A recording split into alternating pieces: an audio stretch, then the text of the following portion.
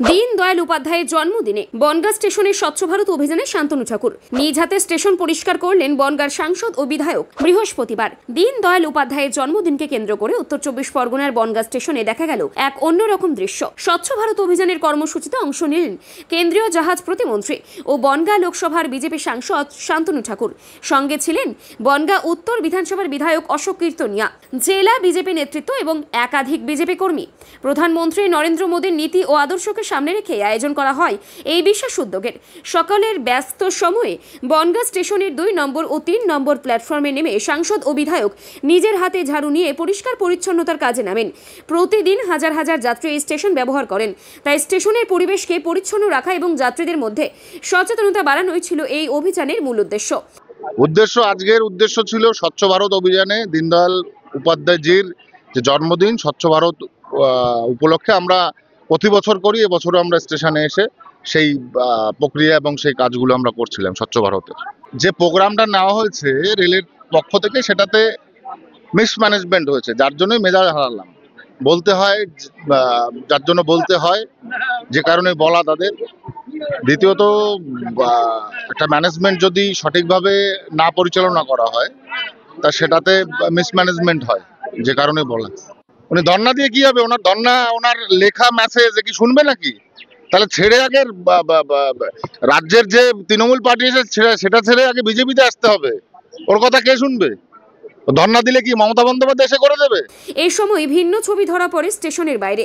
বনগাঁ স্টেশনের সামনে নেতাজি মূর্তির পাদদেশ এলাকায় স্টেশন সংস্কার ও একাধিক দাবি নিয়ে বিক্ষোভ দেখান বনগাঁ পৌরসভার কাউন্সিলর শর্মিলা দাস বৈরাগ্যী ও তৃণমূল কংগ্রেসের কর্মীরা।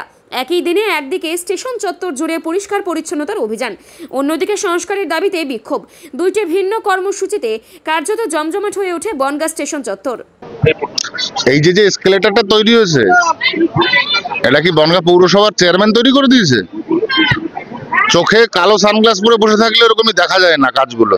আমাদের সুষ্ঠু এবং প্রমাণ করা প্রতিবাদ, দীর্ঘদিন ধরে আমরা এই প্রতিবাদ করে আসছি, তার কোনো সুরাহা আমরা এখনো পাইনি। আমাদের পেছনেই দেখতে পাবেন বনগাঁ স্টেশন। আমরা মফস্বল এলাকার লোক, আমরা বর্ডার এলাকার লোক।